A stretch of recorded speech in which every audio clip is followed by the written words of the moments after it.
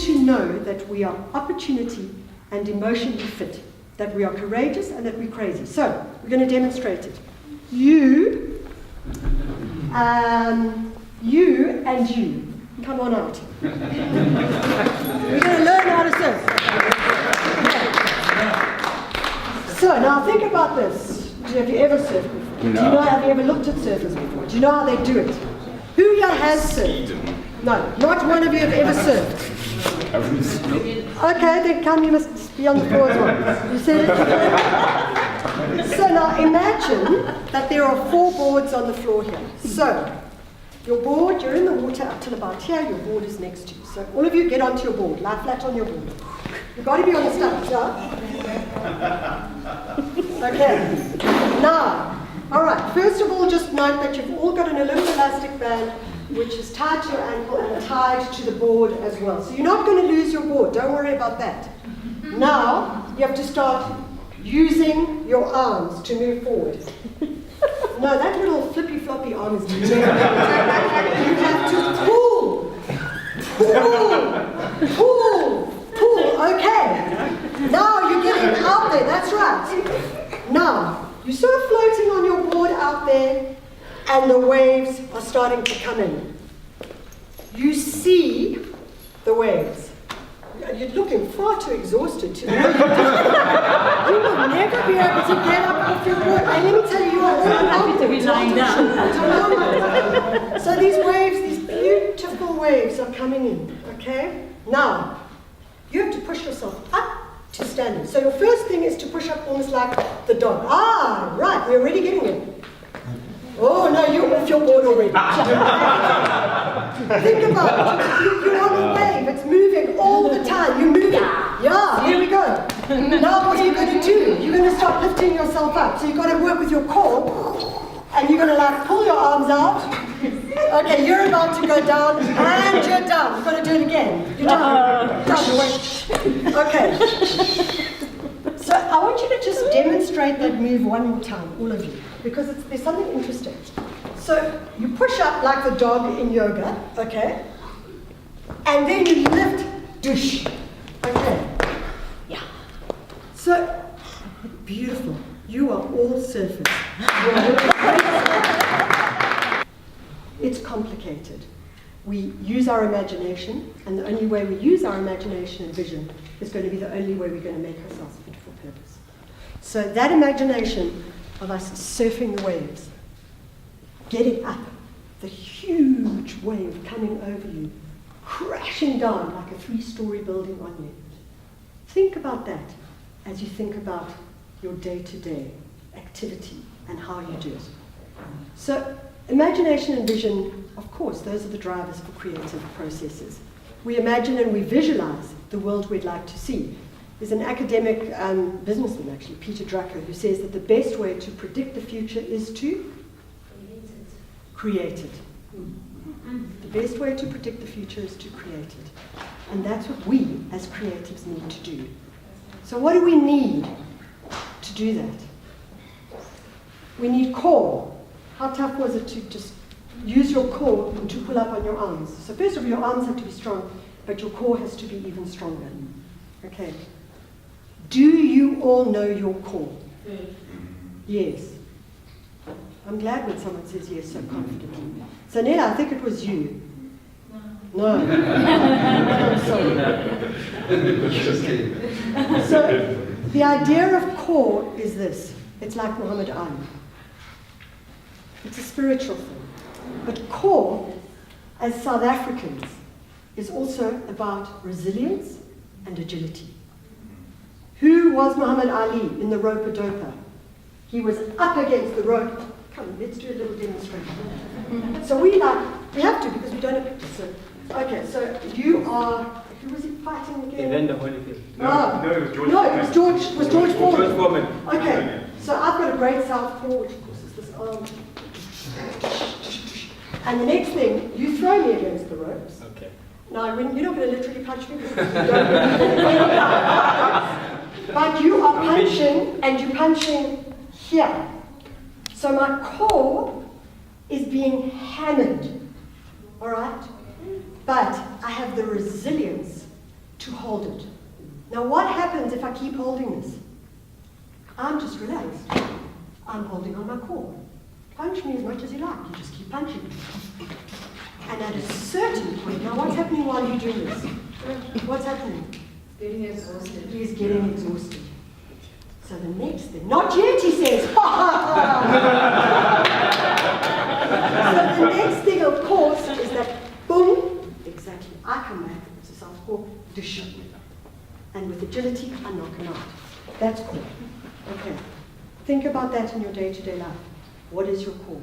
How do you take the punches? And when do you decide to come back? Then, of course, there's balance.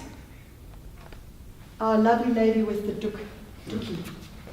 You were not very balanced. Now, I don't know if that's a physical balance or an emotional balance, but somewhere your balance was floating all over the place when you were surfing. Did you notice that? Yes.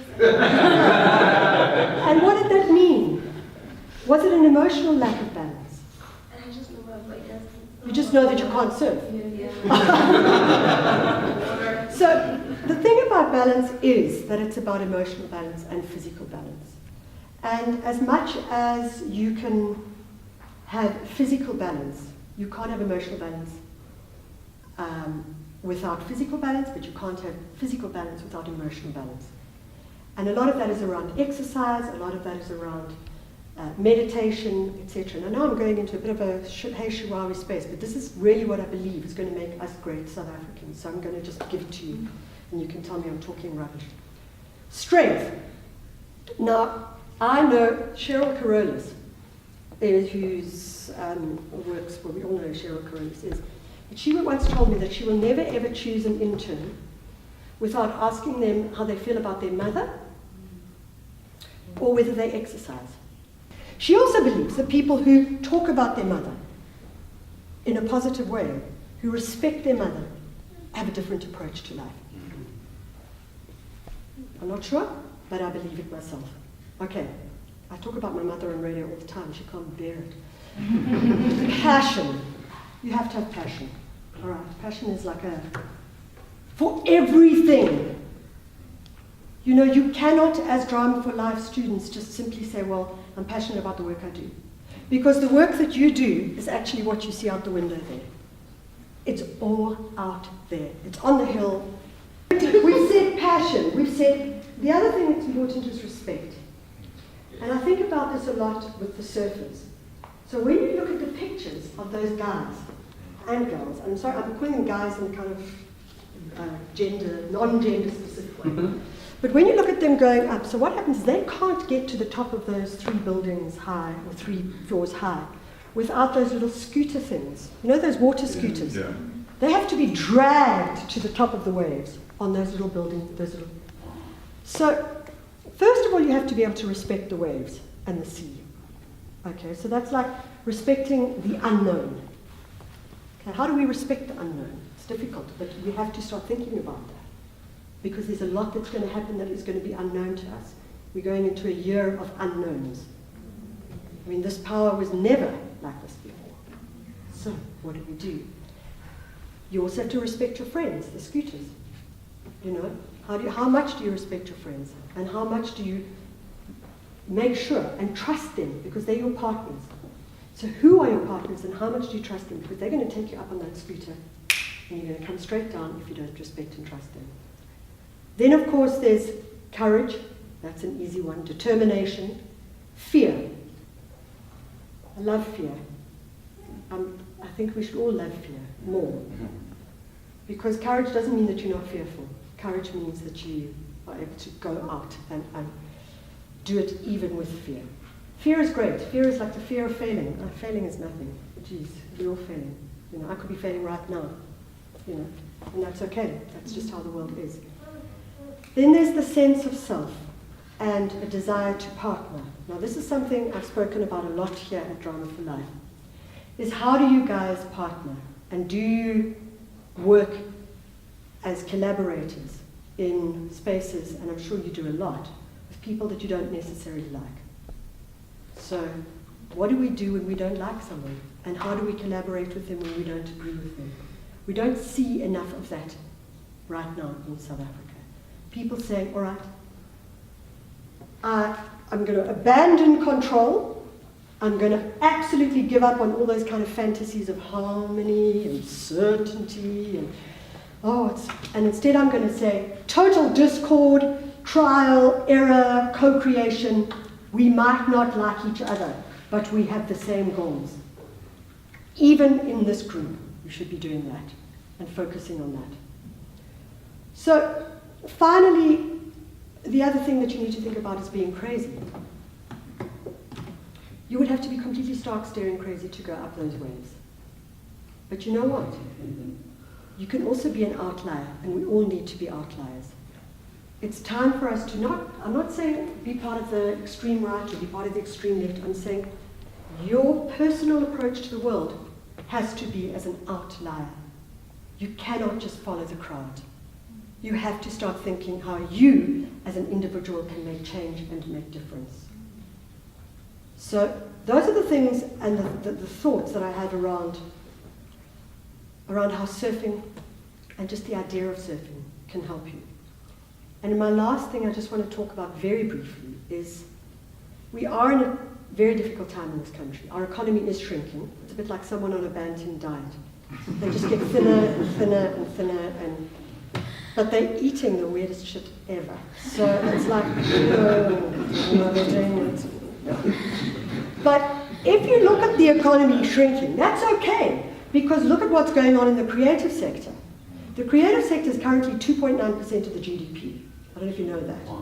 Yeah, that's steep. And in fact, if you go to the agricultural sector and the core of the agricultural sector, it's less than 2.9%.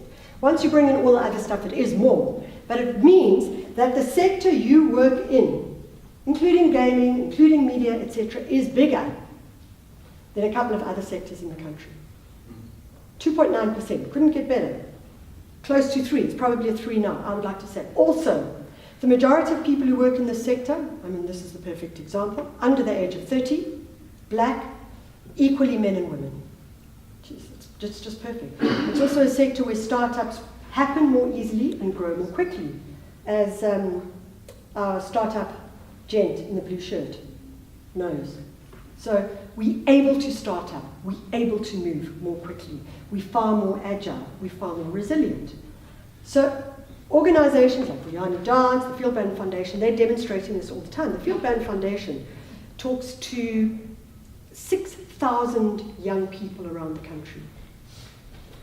That's an enormous amount of people. It's not to say they're giving them full-time work, and we should absolutely be focusing on work and not jobs, because there's a difference, and if we get stuck in jobs, we're going to be stuck forever.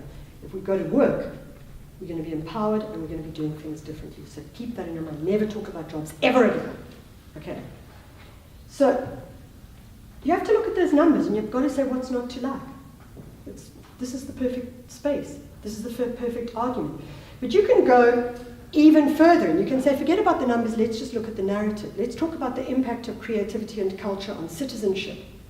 The fact that it does amplify different perspectives. That I can look at a Gerard Sokoto image of 80 years ago and I can feel to my core my white privilege and I feel shamed. But at the same time, and this is where it's powerful, is I can also say, well, what is the power of that picture that we can move forward into a future that is more equitable, and it's got to be more equitable. So if we're going to talk about a collective future, one that creates purpose, one that makes us true citizens, and every single one of you is a true citizen. Yes, we all know about the Constitution. How many of you have actually read your Bill of Rights? 1, 2. There's a half hand. You got tired. You read it late at night. And you thought, oh, this is so doughy, I think I'm going to go to sleep. So this is an interesting thing, because actually, this is the supposed thing on which everything is based. And yet it is so doughy that it's hard to read. So we need to think about how do we take that and take responsibility for that. Okay, what are you going to do to take responsibility? No, you can't just say I have a Bill of Rights. I'm also responsible. You're responsible as well as having a Bill of Rights. You have a right to dignity. So what do you do to make sure the people around you have their rights to dignity approached and dealt with? And what do you do? We don't often ask ourselves, what do I do? How do I go out and do something and make the difference? Look, a lot of you do that anyway. I mean, I know you're all going to Botswana, and that's going to be hellish because of the heat. So we feel that your right to air conditioning is seriously, probably seriously compromised if there's no power. But all I really want to say is that if we're going to come into an election, and I'm not electioneering at all, we also have a global market that is shape-shifting so fast that it could probably teach you 101 in twerking. I mean, it is the global market. But what we need in 2019, and I go back to what I started with, what do we need in 2019? We need proud, not arrogant, and courageous surfers. We need people who have the resilience to take on the pounding of the waves, who still have the imagination and vision to surf them, who don't just say, oh, that's so big, I'm not doing it. Although you might be wise at some point not to. We also need people who are able to forge a country and a future that as South Africans, we all want. Not some of us, not others, not those people who earn more, not those people who have nothing. We need something that creates an equitable space for all of us. And I have to say, this is not a time to be reactive. This is the year we celebrate 25 years of democracy. And we do have a question mark, what does democracy mean? Is there such a thing as democracy? And we need to be proactive as individuals. I'm going to challenge you all to become surfers, big wave surfers. Let me know when you're down in KwaZulu-Natal again. We'll organize a few surfboards for you. You're looking anxious there. And let's go back to what it really means to be true citizens, active citizens, not reactive, proactive citizens, and real surfers. Okay.